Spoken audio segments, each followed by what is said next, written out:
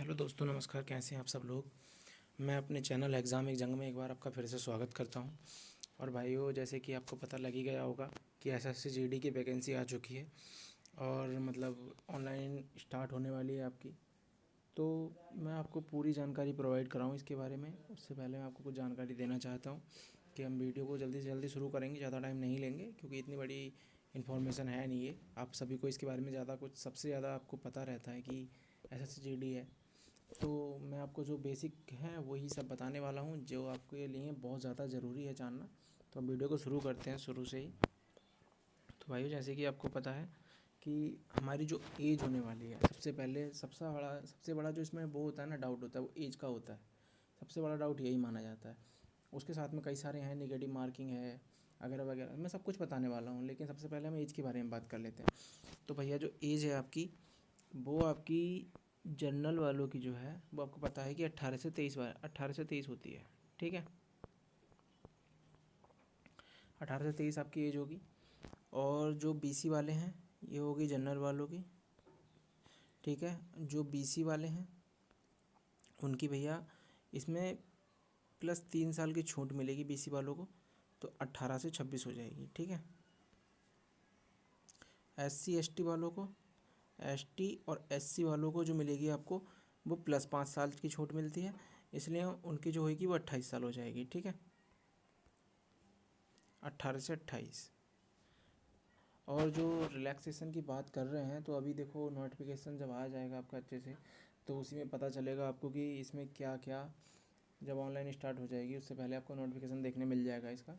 तो उसके बाद उस टाइम आपको पता लग जाएगा कि इसमें क्या क्या इसमें रिलैक्सेशन है या नहीं है। मैं मानता हूँ कि जिस तरह से कोरोना काल रहा है, तो उस हिसाब से देखा जाए तो एसएससी जीडी में 1 साल का रिलैक्सेशन हर किसी को मिलना चाहिए। और रिलैक्सेशन जो है उन लोगों के लिए बहुत ज़रूरी है जो बेचारे अपनी ओवर एज में फ़ाइट करने के लिए रेडी हैं। तो भाई उनका ख्याल रखना चाहिए और थोड़ा मतलब उनको रिलैक्सेशन देना चाहिए। और मैं बिल्कुल जो है मतलब होता है कि रिलैक्सेशन के लिए वो जो आपको अगर मिलेगा तो मैं आपको इसके लिए वीडियो बना दूंगा कि आपका रिलैक्सेशन है। अभी तो इसमें कोई जानकारी बेसिक इस तरह की नहीं है कि आपको रिलैक्सेशन मिल रहा है। ठीक है, तो आप रिलैक्सेशन को, ये ज़रूर है कि मिलेगा, लेकिन पक्का नहीं है कि कब तक मिलेगा। ठीक है, तो रिलैक्सेशन को अभी काट देते हैं, अभी कोई जानकारी नहीं है। नेक्स्ट जानकारी ले लेते हैं हम इसमें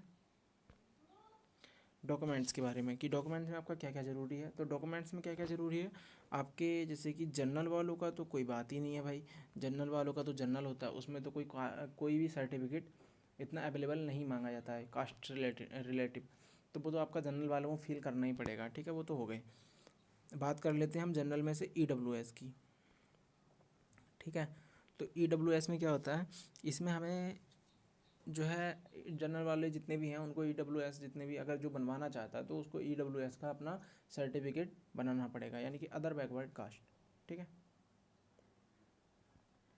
ईडब्ल्यूएस का उनको बनाना पड़ेगा, क्योंकि उसमें क्या होगा, उनको रिलैक्सेशन 10% तभी मिलेगा जो आपको, जो भी आपका ये आरक्षण है 10% जो गवर्नमेंट ने, सेंट्रल गवर्नमेंट ने दे रखा है, तो वो आपको तभी मिलेगा जब आपके पास ईडब्ल्यूएस का सर्टिफिकेट होगा। तो 10% लेने के लिए आपको पहले ईडब्ल्यूएस का सर्टिफिकेट बनवाना पड़ेगा, और ये बहुत ज़रूरी है, ये बनवाना आपको पड़ेगा ही पड़ेगा। तो इसको बनवा लीजिए भैया जल्दी से, जो भी लोग हैं आप। और हम बात कर लेते हैं ओबीसी की। तो ओबीसी वालों के लिए भी सेम प्रोसीजर है, उनको भी कास्ट सर्टिफिकेट यानी कि जाति प्रमाण पत्र बनवाना पड़ेगा।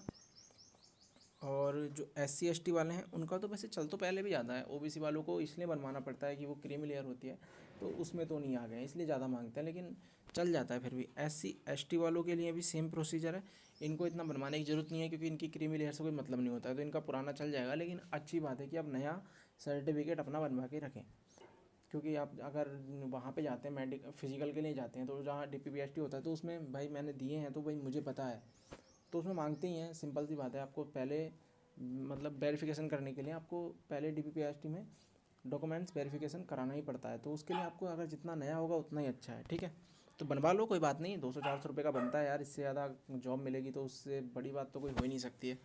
तो इसलिए बनवाना पड़ेगा भाई। कास्ट सर्टिफिकेट ज़्यादा से जितने भी लोग बनवाना चाहें वो बनवा सकते हैं, अच्छी बात है। फिर हम बात कर लेते हैं मूल निवास प्रमाण पत्र। तो आपको पता ही है कि फोर्स की वैकेंसी, तो मूल निवास प्रमाण पत्र ये होता है कि आप जहाँ पे स्थायी रूप से रहते हैं वहाँ का आपको प्रमाण पत्र देना पड़ता है। ठीक है। तो मूल निवास प्रमाण पत्र भी आपको देना पड़ेगा, ठीक है।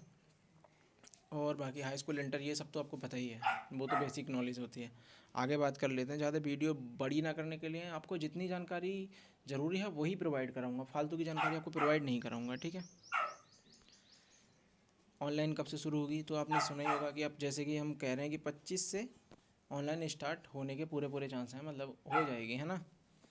अब आने वाले टाइम में अगर कोई मुसीबत ना आई, जैसे कि कोरोना काल हो गया था तो कितना हो गया था, तो उसकी चीज़ को छोड़ के अगर दोबारा से लॉकडाउन नहीं हुआ, जैसे महाराष्ट्र में प्रेजेंट टाइम में लॉकडाउन चल रहा है, अगर यूपी में ऐसा नहीं होता है तो आपकी 25 तारीख से ऑनलाइन स्टार्ट हो जाएगी, ठीक है।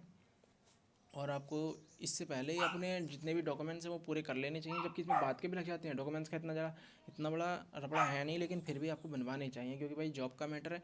1% भी अगर कोई गलती हो जाती है तो जॉब से वो बाहर कर देते हैं, कोई फ़ायदा नहीं मिलता फिर, ठीक है।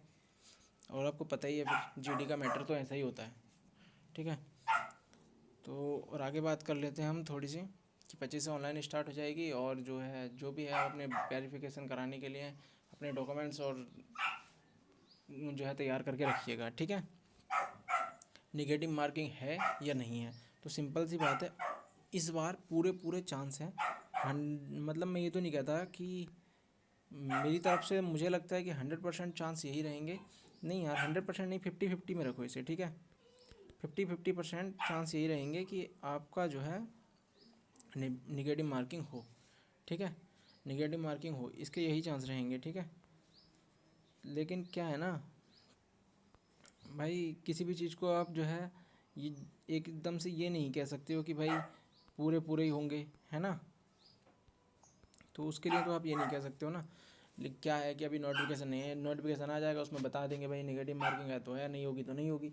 लेकिन फिर भी इस बार पूरे पूरे चांस रहेंगे कि आपको निगेटिव मार्किंग की तरह ही तैयारी करनी चाहिए। आपका जो स्पीड और एक्यूरेसी है उस पर ज़्यादा ध्यान देना चाहिए, ठीक है।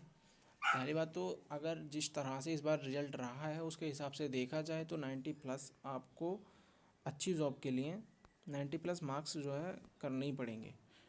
हो तो कम पे भी जाता है, लेकिन यार कम करके फिर वही रहता है कि आप अगर अपना टारगेट 90 का रखते हैं ना, तो वहीं आके आप 80 पे गिरते हैं, 70 पे गिरते हैं।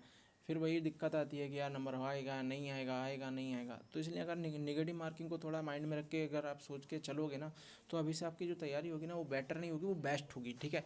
तो निगेटिव मार्किंग को आप माइंड में इस तरह से सेट करके चलो कि निगेटिव मार्किंग होगी, इसलिए हम तैयारी कर रहे हैं, ठीक है। आगे बात कर लेते हैं हम, वैकेंसी कितनी है, तो आपको जैसे बताइए तो ये 40,000 प्लस वैकेंसी है, ठीक है। 40,000 प्लस वैकेंसी है ये, जैसे कि आपने न्यूज़पेपर में भी देख ही लिया होगा। 40,000 प्लस वैकेंसी है, जल्दी ही आपको इसका नोटिफिकेशन देखने को मिल जाएगा। 40,000 प्लस वैकेंसी का मुझे लगता है कि 60,000 समथिंग, 60,000 तो वैकेंसी यार ये हो ही जाएगी, ठीक है। तो भैया और जो आपकी सारी बातें हैं, जैसे कि सब कुछ कि आपको ज़्यादा से ज़्यादा जो नॉलेज मिलेगी वो आपको नोटिफिकेशन में देखने को मिल जाएगी। बाकी जो पोस्टें हैं वो किस तरह से डिवाइड होंगी वो भी आपको सब नोटिफिकेशन में देखने को मिलेगा। अभी तो मैं आपको इस तरह की कोई जानकारी अपनी तरफ से क्यों प्रोवाइड नहीं कराऊंगा, क्योंकि मुझे इतना ज़्यादा पता भी नहीं रहता है, और मैं नहीं चाहता कि आपको कोई भी झूठी या फेक न्यूज़ मैं आपको दूँ, ठीक है। मैं इतना ज़रूर बता सकता हूँ आपको इससे पहले कि आपको क्या पढ़ना चाहिए और क्या कितना स्कोर आपका सेफ़ रहेगा। तो जैसे कि आपको पता है, सबसे पहले हम कर लेते हैं मैथ की बात, उसके बाद में कर लेते हैं हम रीजनिंग की बात, उसके बाद पहले मैथ और रीजनिंग की बात कर लेते हैं। तो मैथ, रीजनिंग और हिंदी और भैया आपका जीके, ठीक है।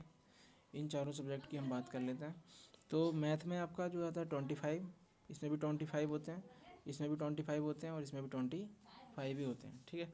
चारों में 25-25 नंबर का आपको करना पड़ता है, जिसमें कि आपको मैं मानता हूँ कि मैथ बहुत इजी आता है। मैथ मतलब आपको, चलो अगर बहुत ज़्यादा पढ़ने वाला बंदा है वो तो पूरा स्कोर करके ही आता है भाई, 25 का 25, ठीक है। और एक अगर नॉर्मल बंदा भी है ना तो इसमें 25 करके ही आता है। लेकिन जिससे बिल्कुल मैथ नहीं आता, जो थोड़ा बहुत जानता है, वो भी 20+ करके आता है मैथ में, ठीक है। जबकि आपको इसमें थोड़ी अपनी जो मानसिकता उसको चेंज करना पड़ेगा। आपको इसमें जितना स्कोर बेटर करना पड़े वही अच्छा रहेगा, क्योंकि यार इसकी मेरिट थोड़ी हाई होती चली जा रही है। हर साल आप देख रहे हैं कि ग्रोथ आपको देखने को मिल रहा है इसमें, ठीक है। तो आपको मैथ में मैं मानता हूँ कि आप 20 मैथ में करके आओ भाई, उससे कम का आपके कोई चांस नहीं रहेंगे, ठीक है। नेगेटिव मार्किंग है तब तो भाई कम से कम 20, जबकि मैं मानता हूँ कि इसका मैथ बहुत ईजी आता है, पूरा पेपर ही वैसे ईजी आता है, थोड़ा इतना हार्ड नहीं आता है, उसमें आपको करना चाहिए अच्छे से। लेकिन मैथ में आपको 20 करना चाहिए, रीजनिंग में आपको 25 करना चाहिए भाई, रीजनिंग का कोई चांस नहीं है छोड़ने का, ठीक है। तो 25 रीजनिंग में हो गए आपके, कितने हो गए 45। और हिंदी, हिंदी जो होती है, हिंदी में आपको पूरे 25 करने चाहिए। हिंदी का भी ये सीन शॉर्ट है, ठीक है।